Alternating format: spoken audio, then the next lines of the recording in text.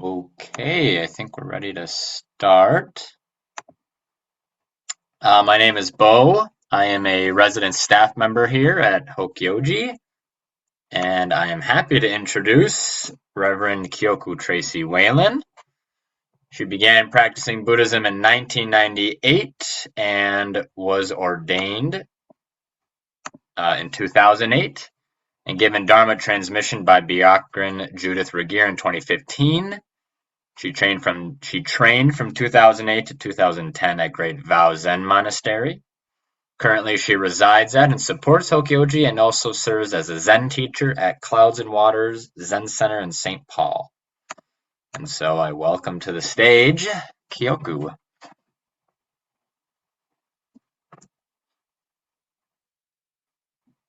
Oh, you're unmuted, or you're muted, Kyoku. This is a continuous reminder. This is practice. Unmute. It's good to see you all.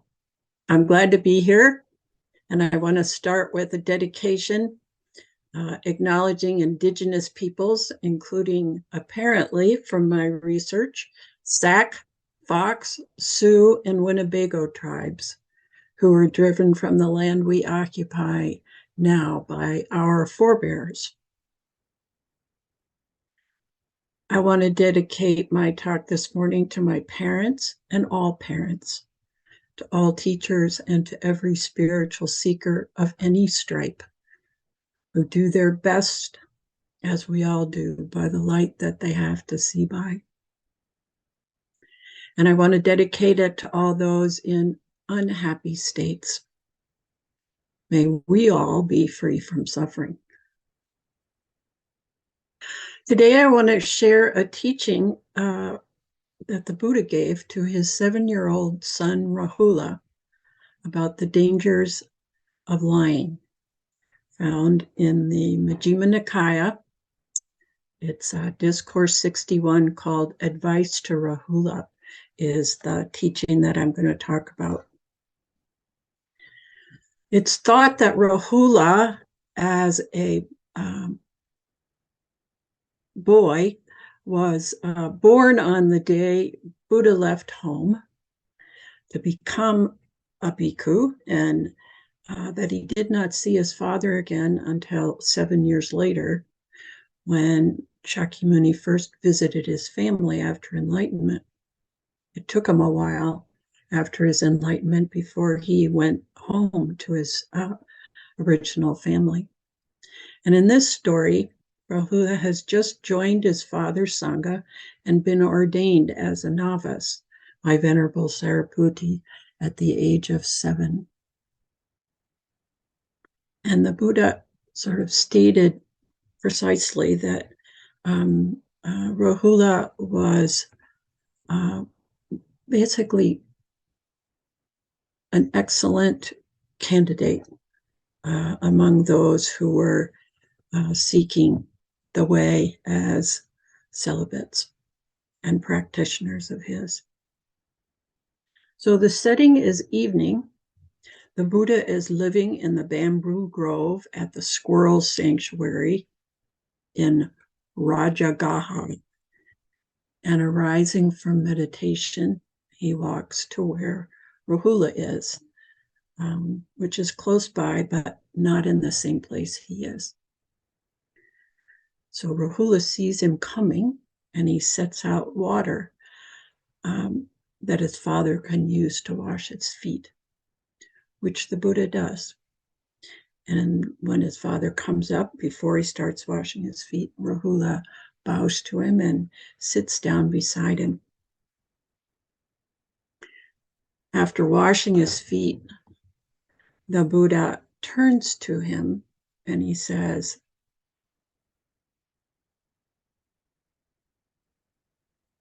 "Rahula, do you see this little bit of leftover water remaining in the water dipper?" "Yes, sir," says Rahula. That's how little a contemplative there is in anyone who feels no shame at telling a deliberate lie. Having tossed away a bit of the leftover water, the Blessed One says to Rahula, Rahula, do you see how this little bit of leftover water is tossed away? Yes, sir. Rahula, whatever there is of a contemplative in anyone who feels no shame at telling a deliberate lie is tossed away, just like this water I'm tossing away. Then he turns the water dipper upside down and he says, Rahula, do you see how this water dipper is turned upside down? Yes, sir. Rahula, whatever there is of a contemplative in anyone who feels no shame at telling a deliberate lie is turned upside down just like that.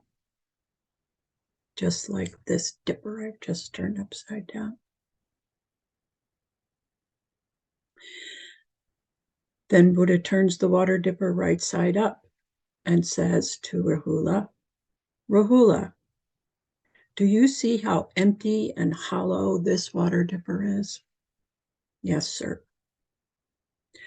Rahula, whatever there is of a contemplative in anyone who feels no shame at telling a deliberate lie is as empty and hollow as this water dipper.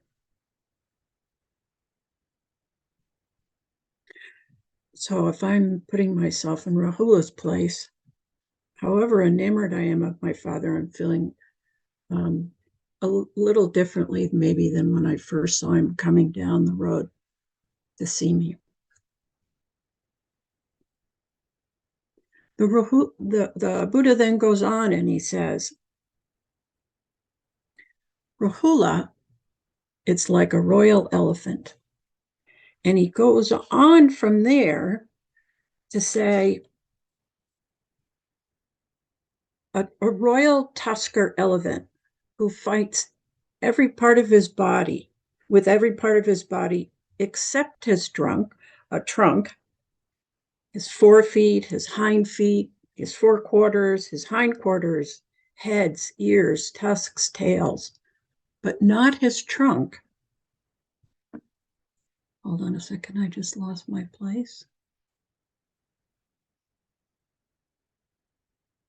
He says, his rider will think to himself,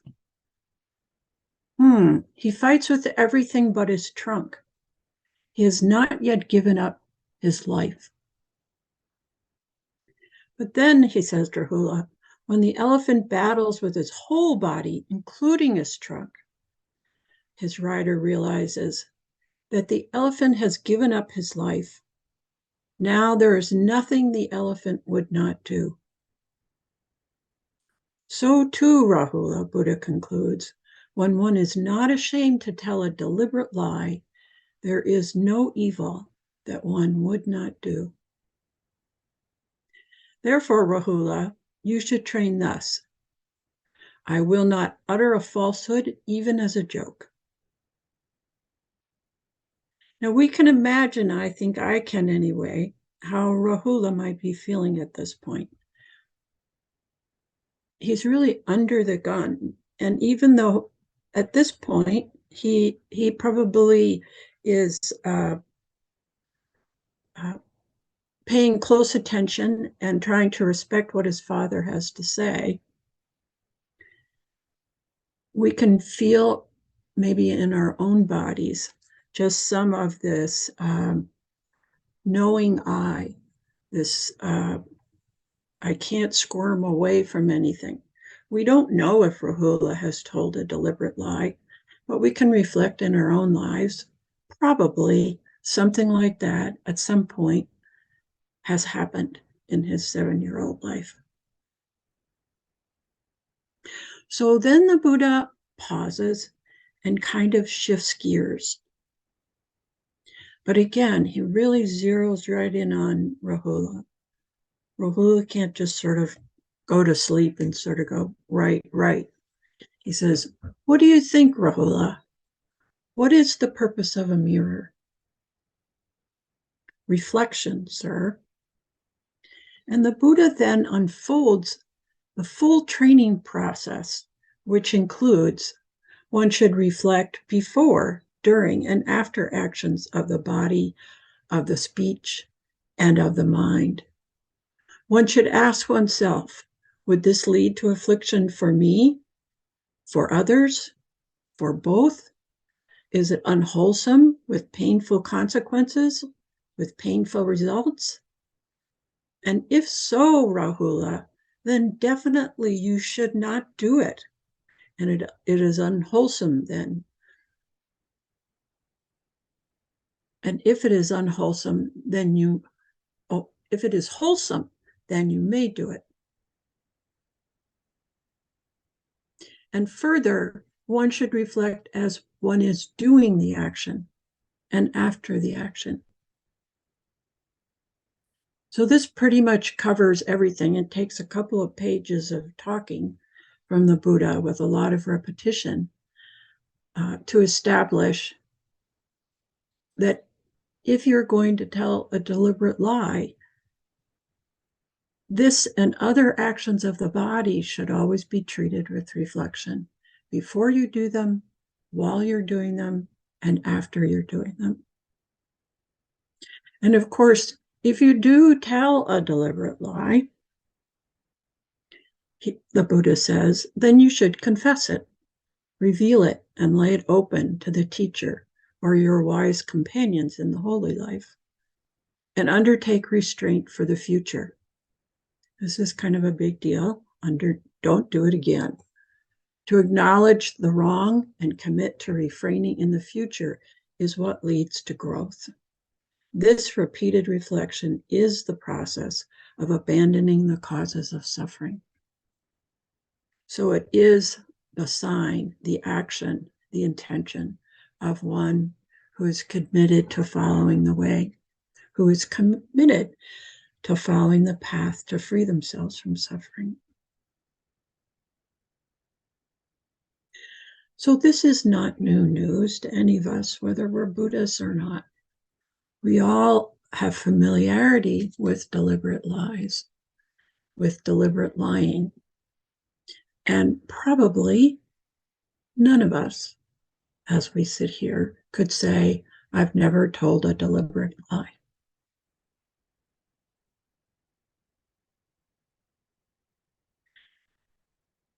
Deliberate lies, I think we know from our own experience, if we reflect on them, generate anxiety, guilt, and a whole host of related unhelpful behaviors, and suffering multiplies. If we tell one deliberate lie, almost invariably, in my experience, as a person who's told deliberate lies, we have to cover up lies, or it just colors all of our interactions in and around that lie, including trying to forget it, pretending it didn't happen, covering it up with other lies, etc. So in that context, if we reflect on it, I think this sutra is helpful, because really, we don't even know if Rahula has told a lie. He hasn't been around his dad for most of his life. So would his dad know that he told a lie? But the Buddha's been through the process of discovering this truth that he's sharing. So he knows about this stuff. He knows how tiny a deliberate lie can feel. He knows how easily it can slip off the tongue once you've gotten used to doing it. And so I think this sutra is helpful for all of us in saying we need to take this seriously. This is like the dandelion seed. It's tiny. We can't see it, but it prospers and it grows.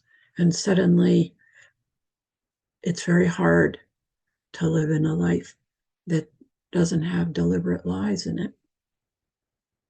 We're all in all of a sudden, and we can't be trusted, and we're not reliable, and we're not on the way.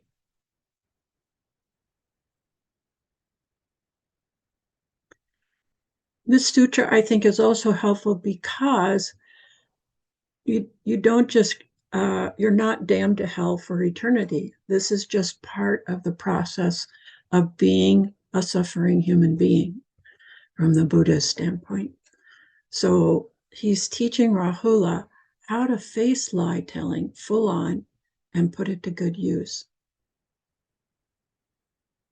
So already when we take that seriously and we take it up as an ongoing practice, as something that we're paying attention to and alert to as we go through the day, already then we've chosen some ease for ourselves and for all beings.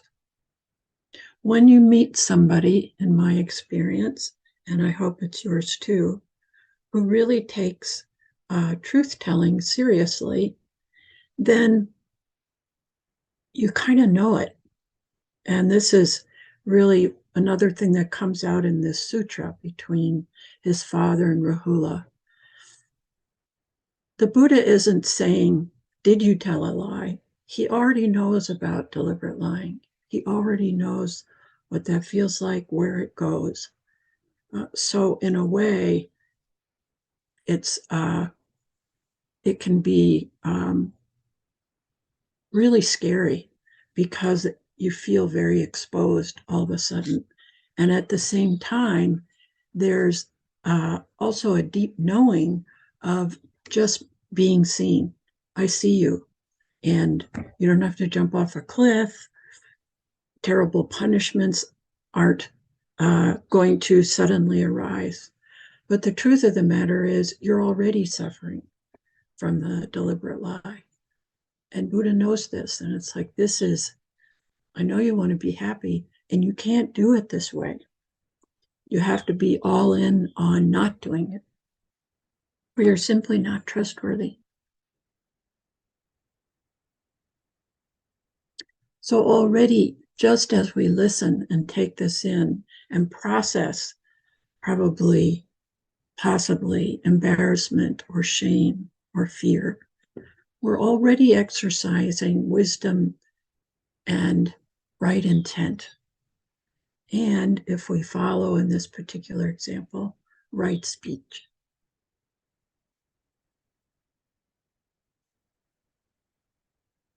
This teaching also illustrates the Buddha's gradual training approach and the deep compassion for us as we are, and the help of the Sangha. This process of making a promise to yourself and the Sangha, and then confessing when you haven't done what you want to do, intend to do, know is the way that will be the best for you and others. That's not going to just arise instantaneously. It's not a magic trick. It's not a pill that you can take. It's something that means that most probably you won't get it the first time around. And so that is the process of really retraining ourselves, of giving rise to alternate conditions so that non-suffering has the conditions for arriving, and we have the conditions to practice it. But just as it takes a while before we can get up and walk, and even when we walk, it takes a long time before we're so proficient we don't have to think about it. So this kind of tells us and gets us into the habit of this whole approach to our life. If we don't take it seriously, or there's exceptions, and of course both of those things happen for all of us regularly in our lives, then we're being more dangerous. we're being more reckless than we know. And we're kind of not wanting to know how reckless one is.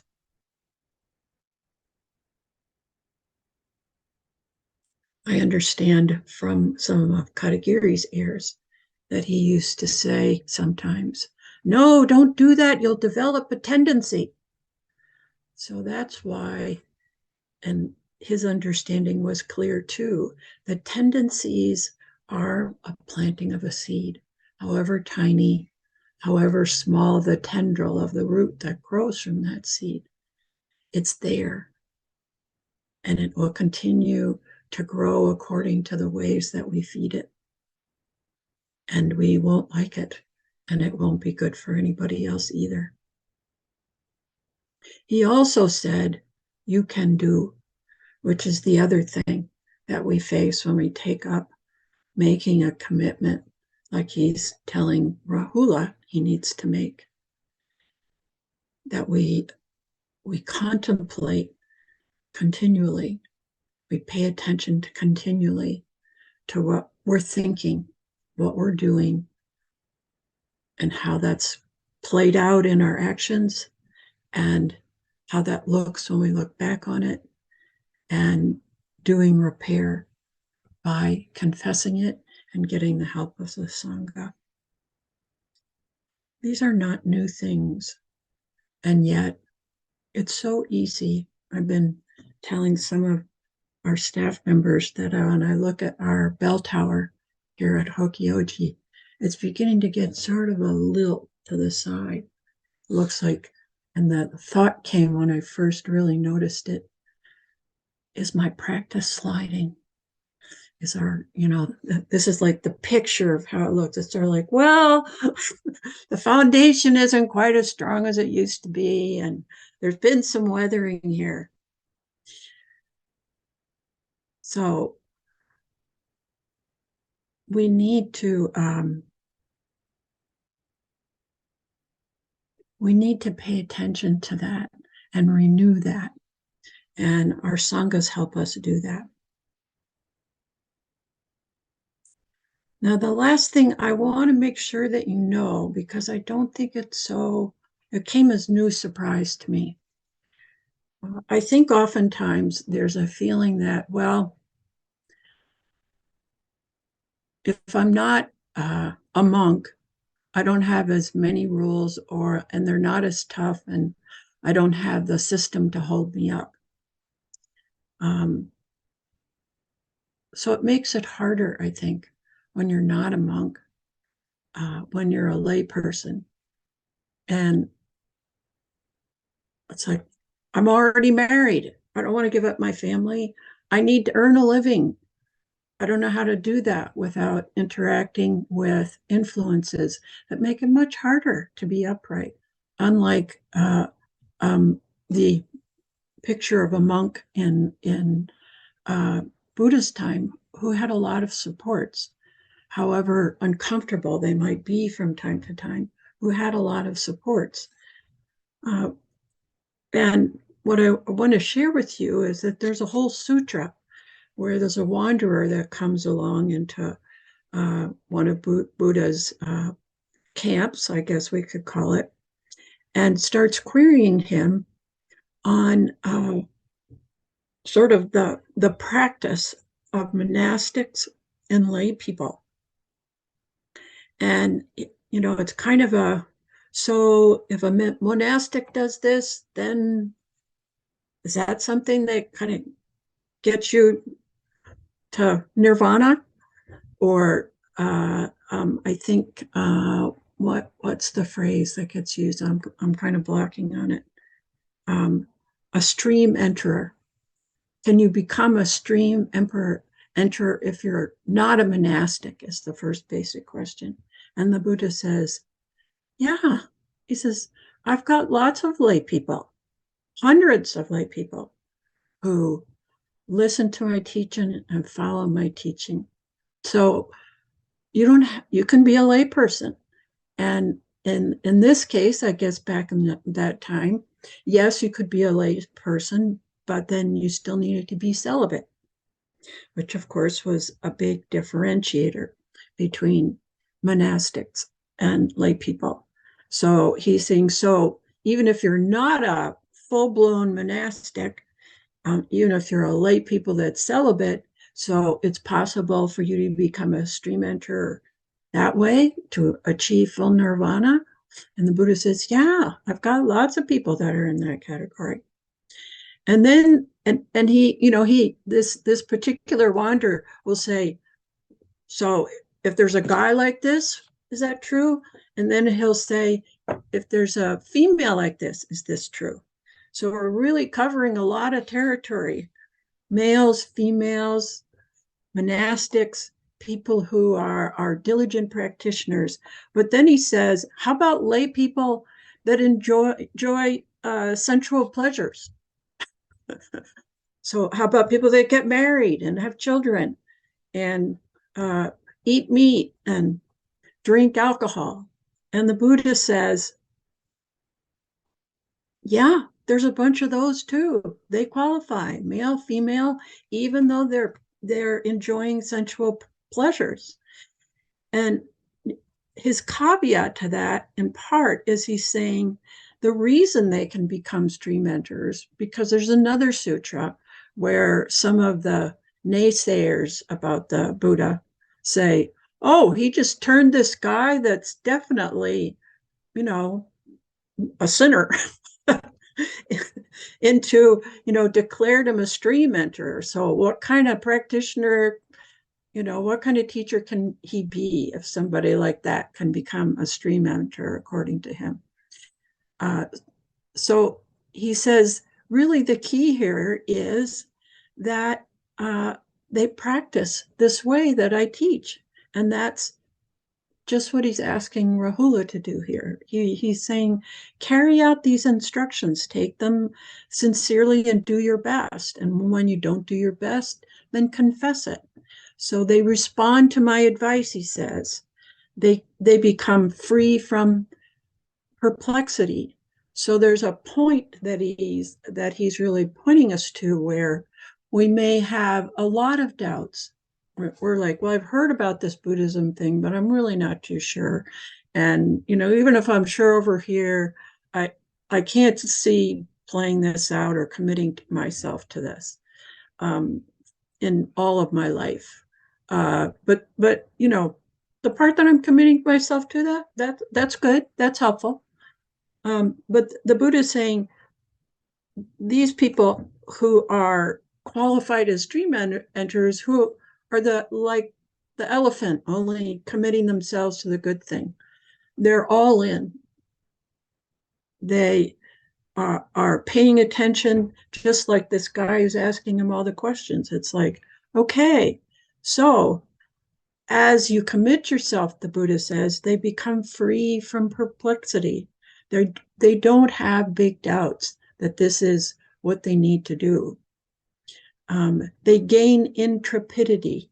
It's like, whatever I'm doing, however many mistakes I make, however often I'm seeing my own flaws and the flaws in others, I know this is the way. I'm good. And so in that way, they become independent of others. They are not as caught by the things that make us all anxious.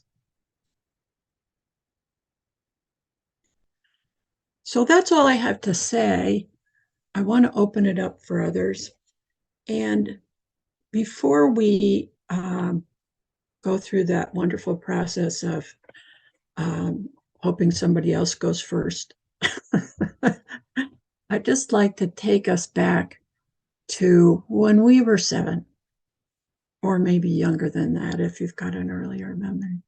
And just for a minute, close your eyes and imagine yourself as Rahula, listening to this process. You've just met your dad.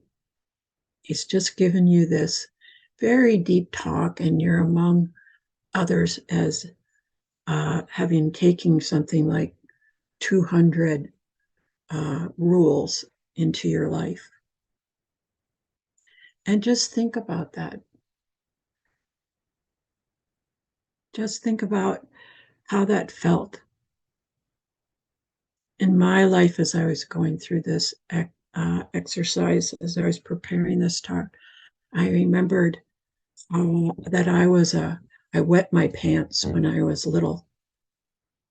And I was continually telling deliberate lies to cope with it. And how there was always fear. There was always fear because somebody might find out, or there were always obstacles because my parents would say, well, unless you stop wetting your pants, you can't do such and such. Or when I went to visit my grandmother, not wanting her to know about it. So I remember that, and at that stage, I didn't have any real access, not in my heart anyway, to not lying or being okay, having it be even possible. So getting just in touch with why we tell deliberate lies, unless you're one of those who's already got to a point where that doesn't happen very much anymore or at all. We'll just take a few minutes here. And then I'd like to hear whatever you want to say.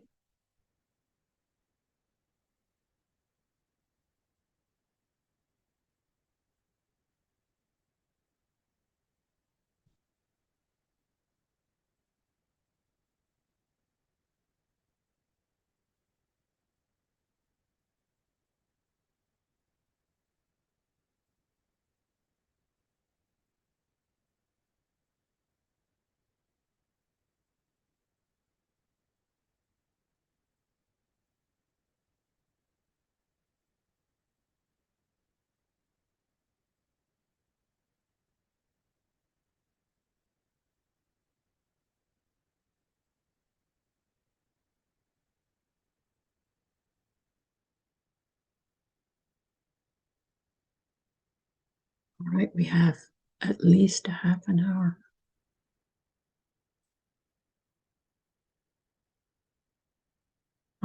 Should I put myself on mute or stay unmuted? Oh, You can put yourself on mute, probably for the time being, if they need to speak.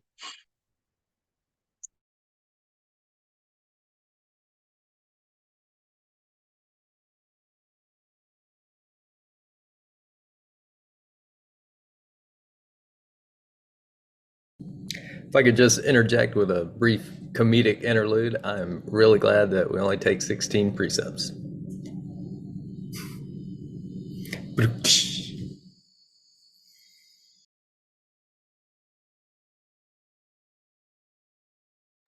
thank you, Dozen.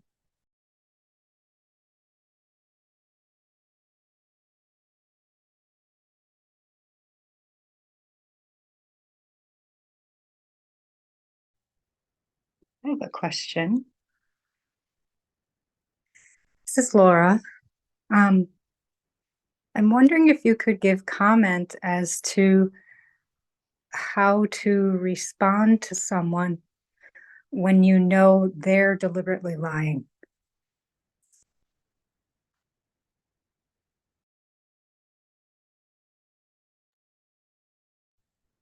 Well, I think I would take my clue from first the Buddha,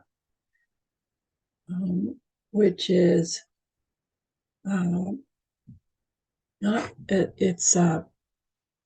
it's not the easiest thing to do, where without accusation, but simply observation, finding a way to let the person know that they're lying.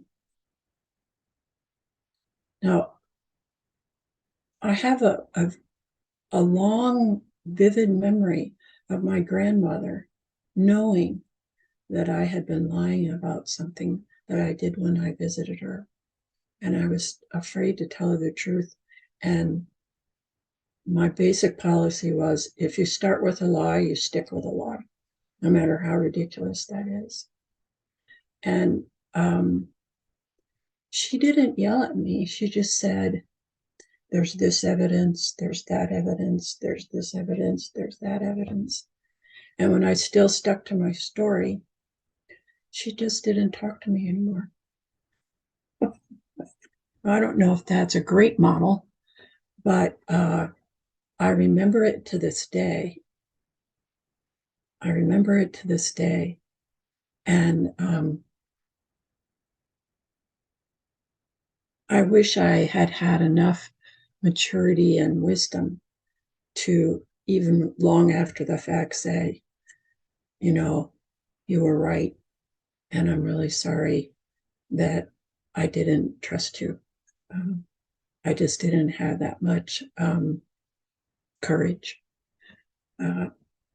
or that much commitment to the way. Does that help? Yes, thank you. And I think you hit on it also a little bit ago when you said, trust or courage also come with safety. So how to create safety for others so that you can let them know, but they don't feel threatened through the letting them know.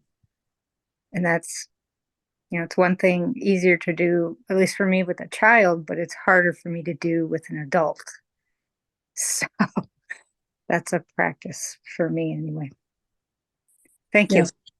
You're welcome, Laura. And we can expect to make mistakes as we learn how to be skillful in that way. But, there is something that in this process of stopping and reflecting before, during, and after, that really is the conditions and creates the causes for the arising of those skillful means. We may not have a clue, and then all of a sudden, just inquiring, how can I do this? If what I'm planning isn't a good idea, should I do anything right now? Sometimes doing nothing is the hardest.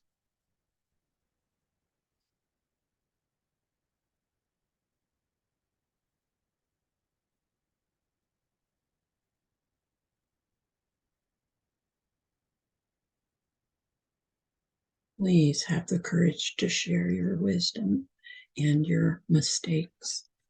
So please, we are your Sangha. I'm not expecting confessions, but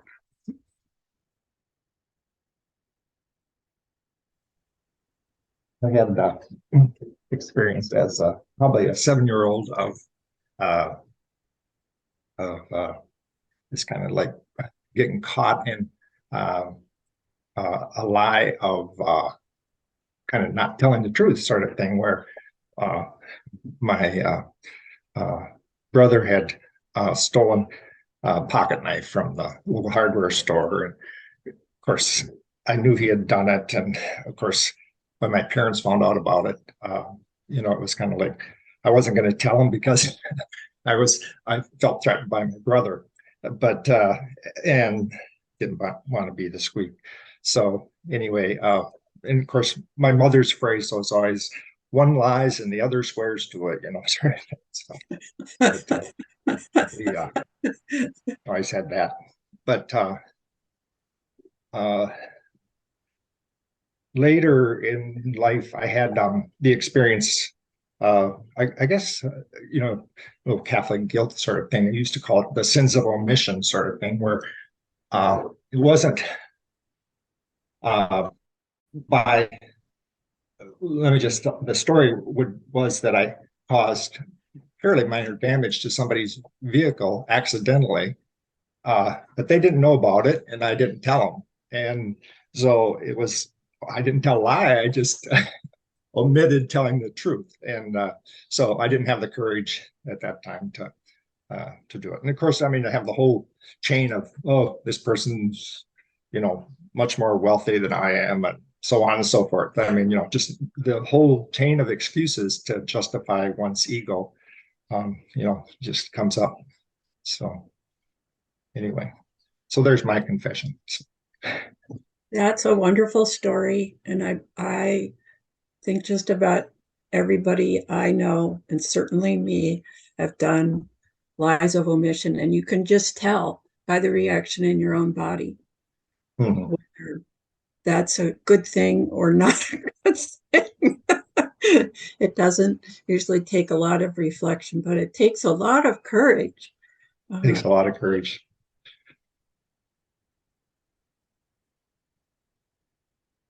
Thank you, Frank.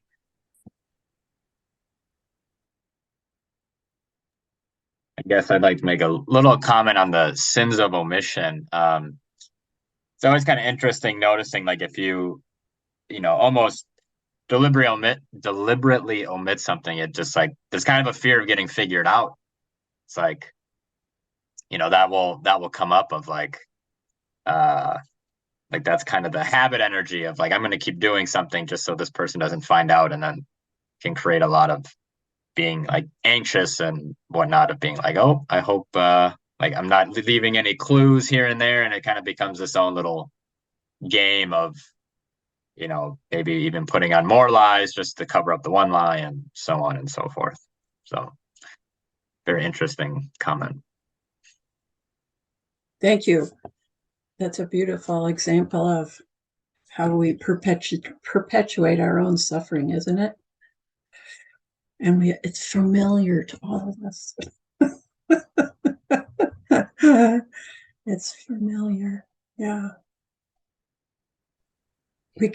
I think it's worthwhile sometimes reimagining how it would have looked and what the worst case scenario would have been if it didn't turn out the way you wanted to.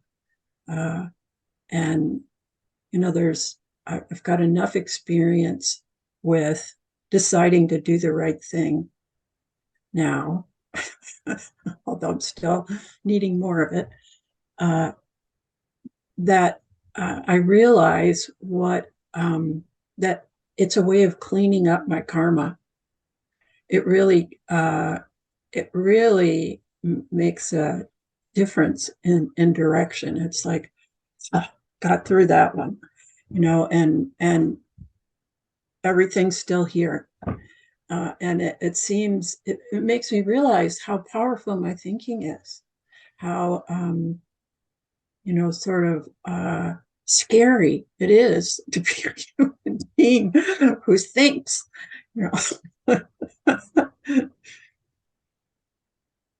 Thank you both. Yes. So Frank's thoughts. I was raised Catholic, and when you're 7 years old, you're preparing to make your first communion. That means you learn to go to confession, and it's the whole process begins with "Bless me, Father, for I have sinned," and so you tell your sins. I mean, things like when you're 7 years old, like I rode my bike across my neighbor's grass 3 times, things like that.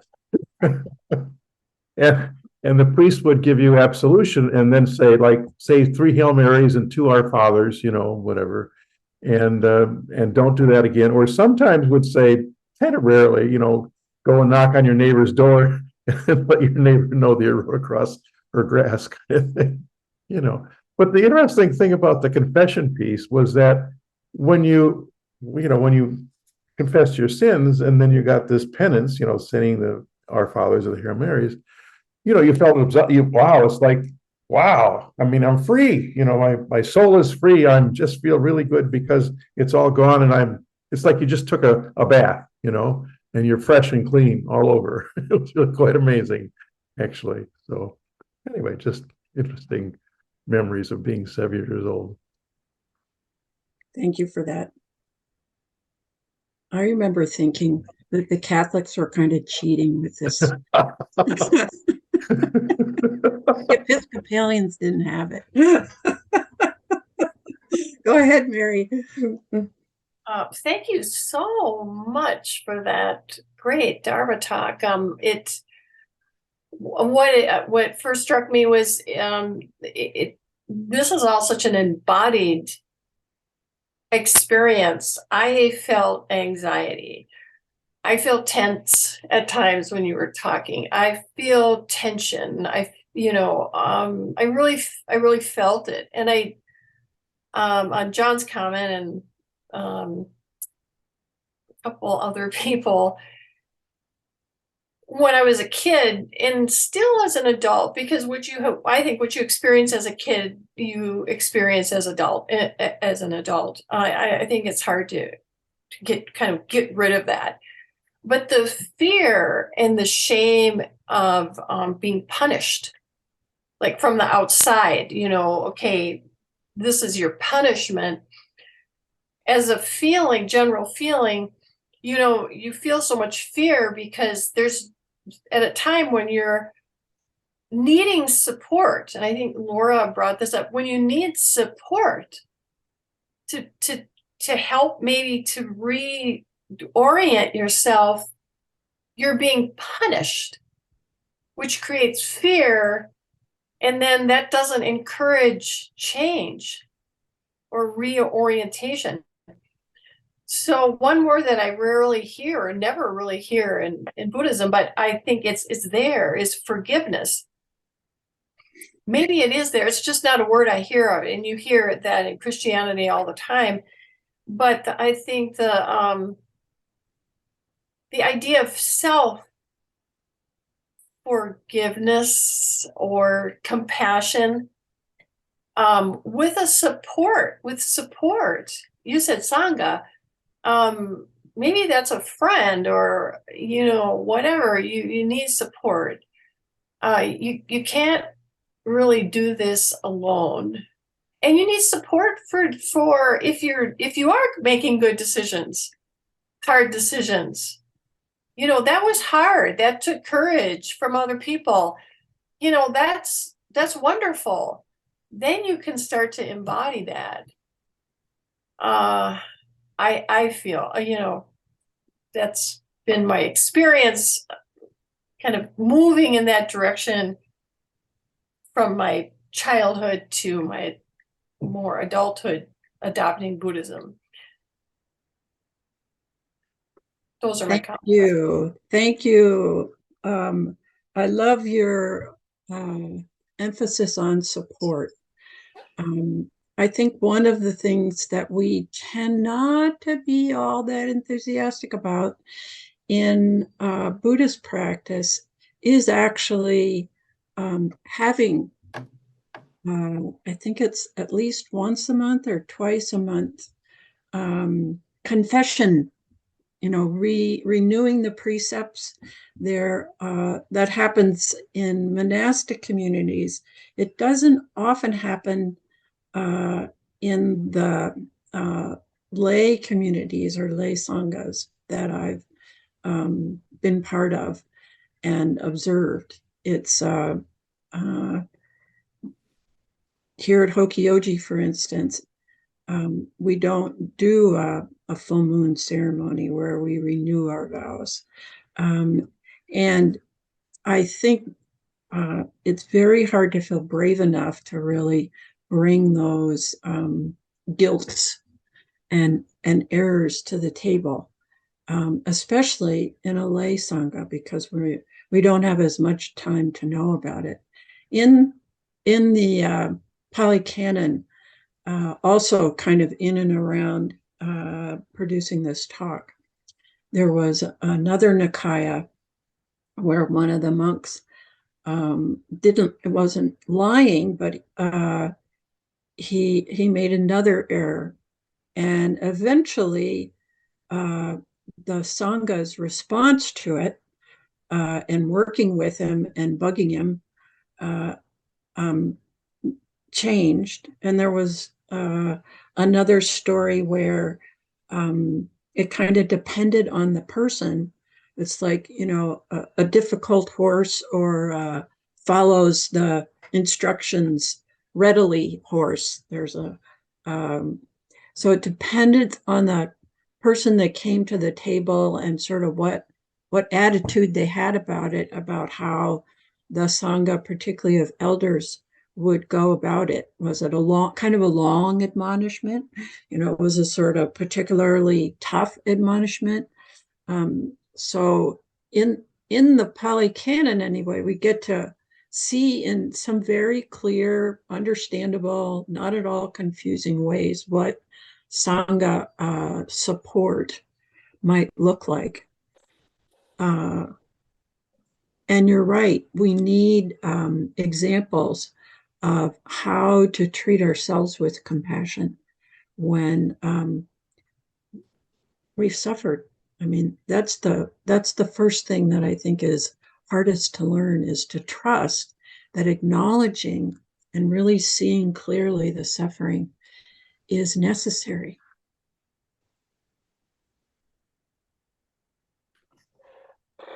So eventually I'll get around to support, and that brought some stuff up. But when I was 7 years old, I was not very, I had a lot of imagination, and imagination kind of rolled over into, if people asked me things, I wasn't sure what exactly was fabrication versus a lie versus telling the truth. So if someone would say, you know, what happened in school today, because I heard rumors that the teacher had preferences, I would pass that along. I'm not sure if that was the truth or not. I'm not sure if that was a deliberate lie. I'm coming up with a narrative that I can put out there. So I think that's something that we do.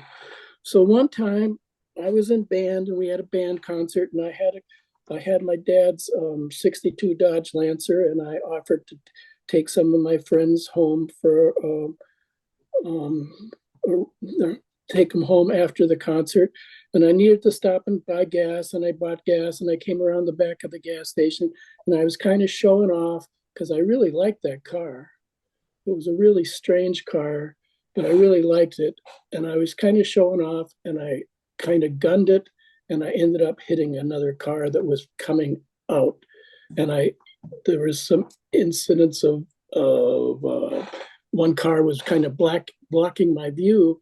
And then I tried to come up with this narrative where I wasn't showing off. I was just cruising along and hit this car. But one of my best friends at the time said that wasn't the case. And I said, oh yeah, you're right. That wasn't the case. And it felt so much more solid that here I was trying to push this narrative which would have been simpler, but there was a solidity to what he was saying that I said, yeah, that's what happened. I messed up.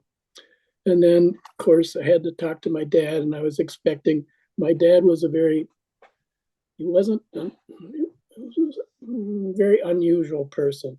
And he didn't quiz me at all about what happened. He basically said, sometimes, you know, you put your nose out there and sometimes you hit things.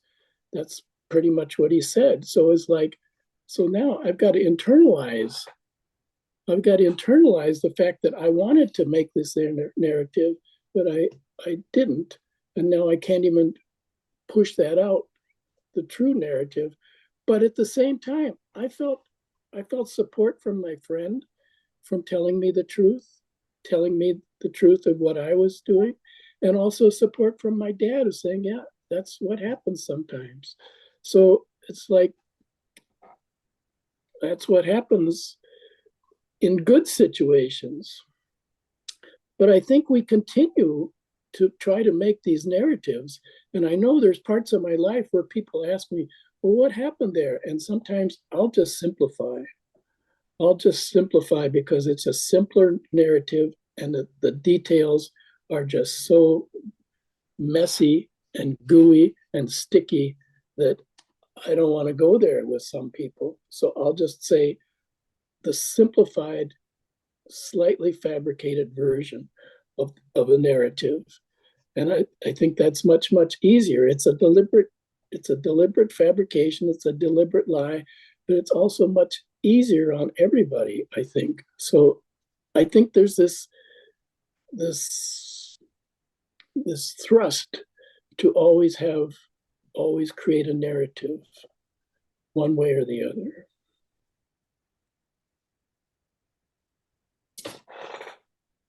I hear you.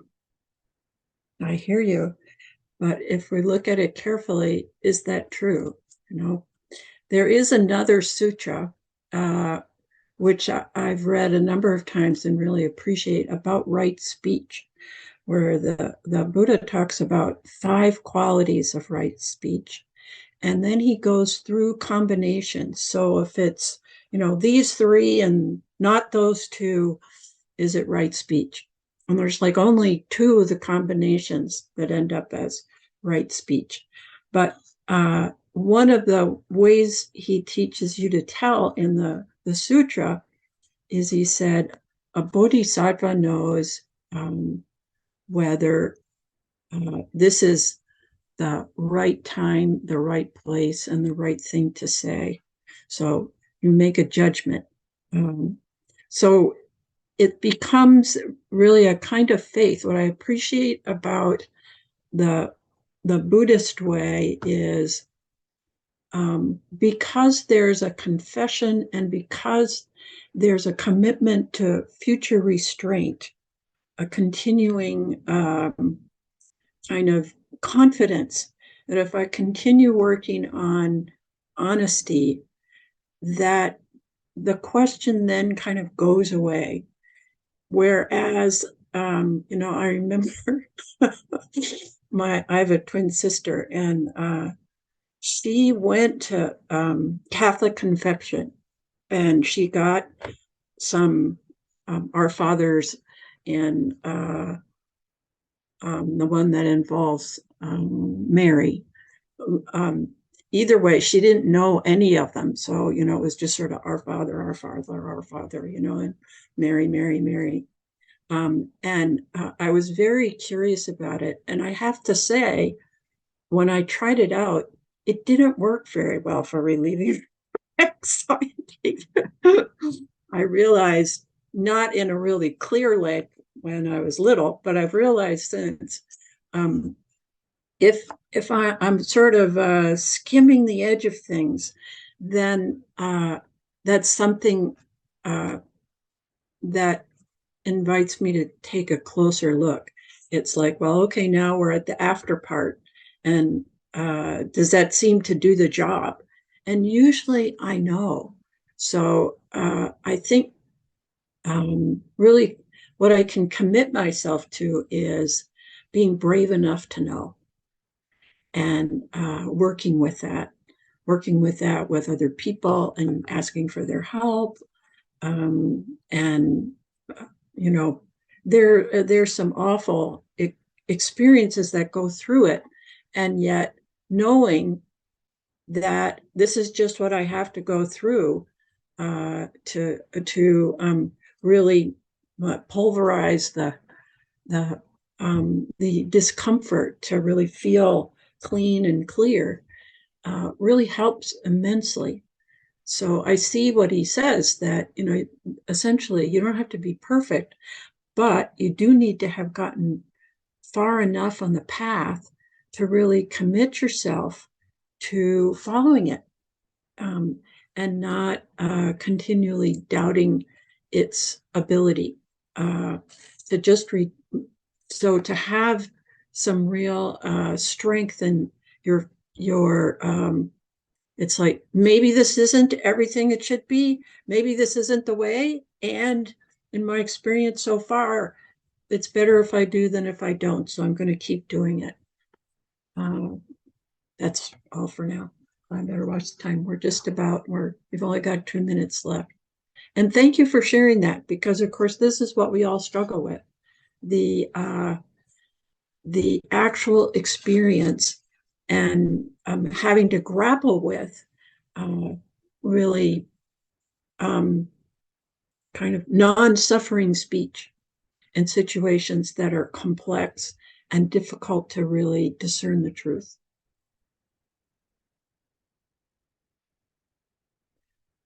So, Bo, I think probably, does anybody want to have any last minute anything they want to say here?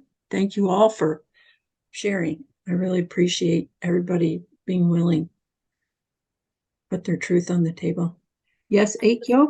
Yeah, I just wanted to thank you for your talk. We also don't have a full moon ceremony at MCMC, and I have been at the precept renewing I've been to one at Dharma Field, and I really appreciated it. And I think it is really important to have support for, you know, focusing on renewing our vows in terms of speech, lying, all of it.